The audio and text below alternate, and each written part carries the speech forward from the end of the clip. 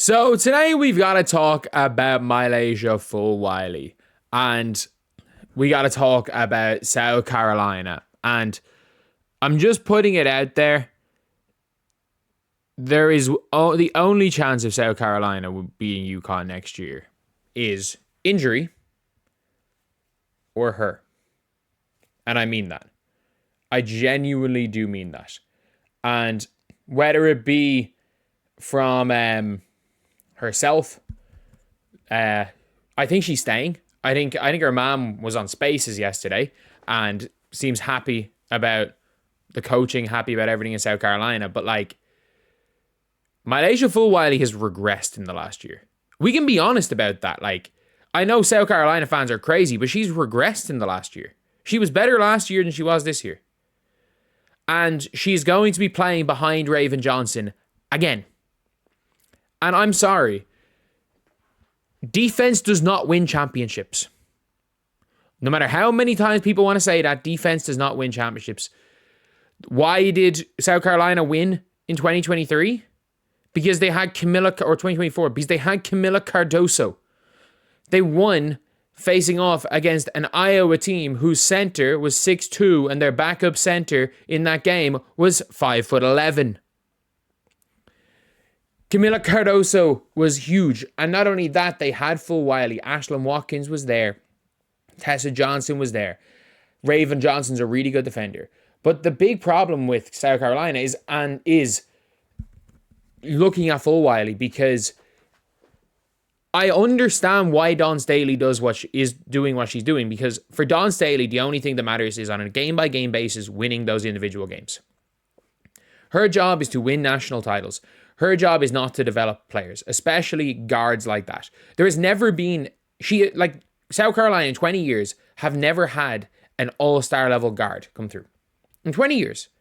Iowa has more.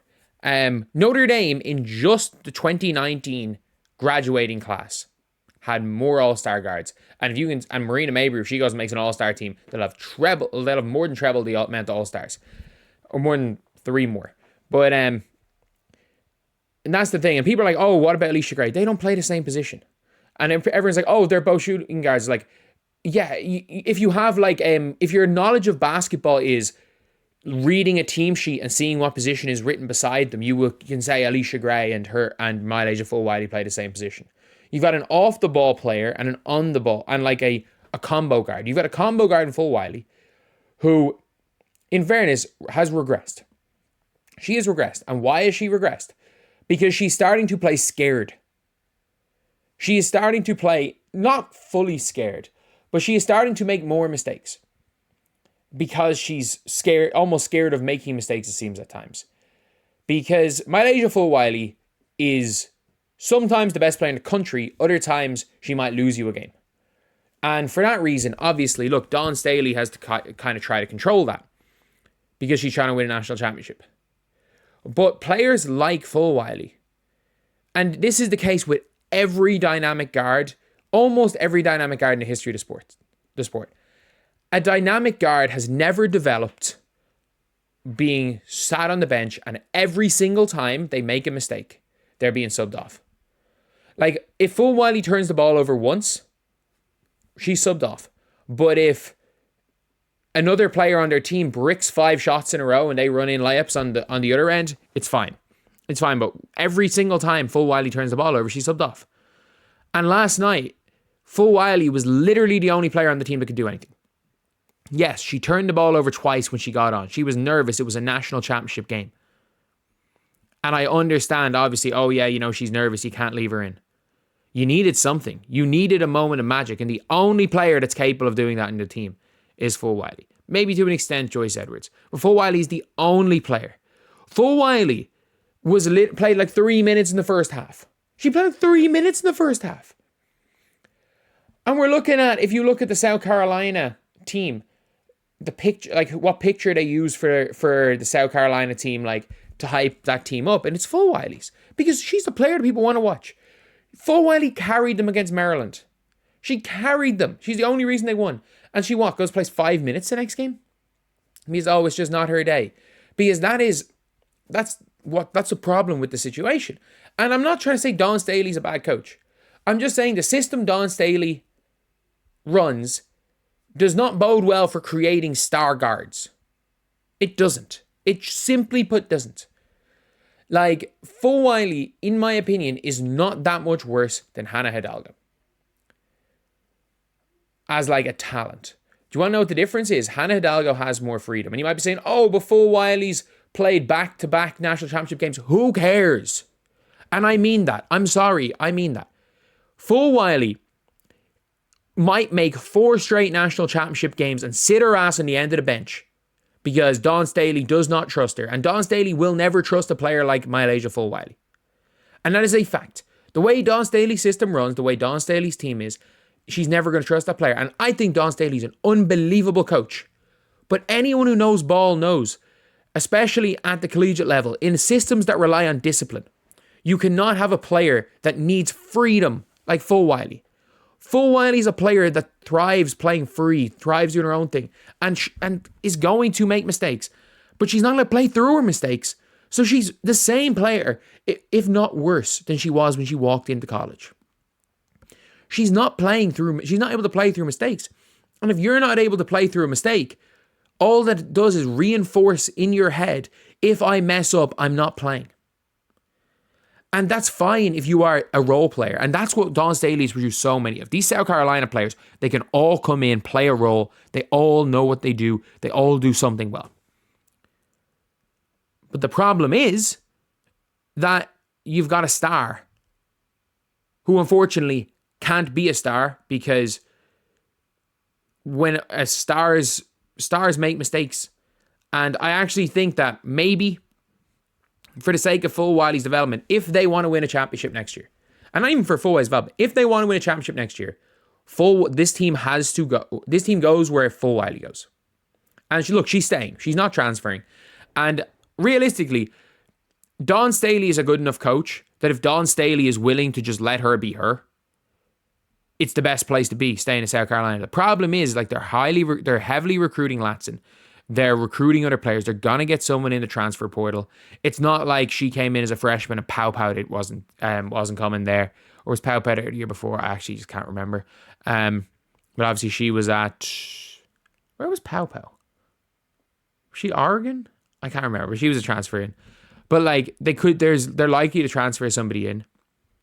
You have to find a way to add Joyce Edwards into the starting 5. And right now in the pecking order, Joyce Edwards is higher.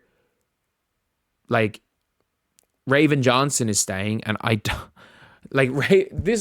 South Carolina fans, you know what? I actually have so much respect for you guys because, look, Raven Johnson is a fantastic defender, really good player. I actually think she's going to be a WNBA player, but she's going to be one of those players that plays in 17 of the 44 games during the year, sits on the end of the bench, but their job is, if another team's point guard is cooking them, you just go and lock her down. Go lock her down and try not to touch the ball on offense. Because Raven Johnson is one of the worst offensive players I've ever seen play at the highest level of Division 1 basketball. She cannot play offense. Like, it is 4v5 on the floor when Raven Johnson's on the floor. Like, that is a fact. She is a great rebounder. She's a mediocre passer. She is a mediocre as far as, like, running the pick and roll. But she is so bad when it comes to shooting. And not only is she so bad when she comes to shooting, it's like she just fires the ball at the rim. It's a weird one, but she's going to start no matter what. So you're probably looking at Fulwiley spending 3 years coming off the bench. And this is a person that could be a lottery pick. That is lottery pick talent. This is a person who is just a dynamic guard. This is a person who you put them... Like, Tanaya Latson is going to go in the top 5 in 2026 WNBA draft, no matter what. This is a player who has more potential than Tanaya Latson. This is somebody who should be, after Juju and Zhang Jiu, who's 7'5", and you just don't know what the hell is going to happen with her. But after Juju, she should be competing with like Booker, Hidalgo for that lottery pick. Because there's going to be 7 lottery picks in her year. I don't think that's going to happen.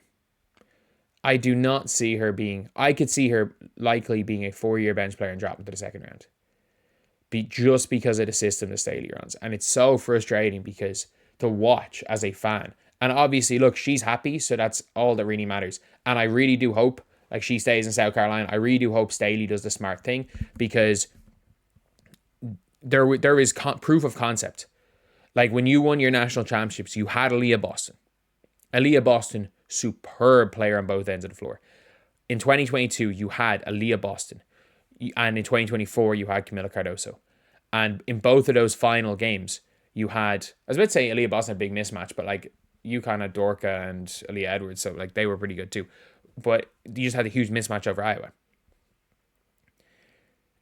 You have had success with a certain style. UConn are just so much better than you next year. They're going to be so much better. And I'm trying to think, who's UConn's recruiting class is Gandhi, who's obviously from Limerick, from Ireland, like, so know about her, but she could be probably not much as a freshman, but like, they still got AZ Fudd, they've still got Sarah Strong, who are getting better. And not only that, is they can play offense. UConn are a very good defensive team. They can play offense. Until South Carolina figure out how to play offense, they're not going to be great. They aren't. Until they figure out how to play offense, they're not going to... I don't mean great, but I mean, by South Carolina standards, winning it all. That's the standard South Carolina have set. It is, you win the title or it's been a bad year. And if South Carolina want to win the title, they should risk potentially losing 1 to 2 more games in the regular season to get her going, because the only chance they have of winning, even though their whole team is back, other than Pau Pau, what am I talking about? Pau Pau's gone, Sanaya Fagan's gone, Bree Hall's gone. There's loads of players gone. And they got to get her firing.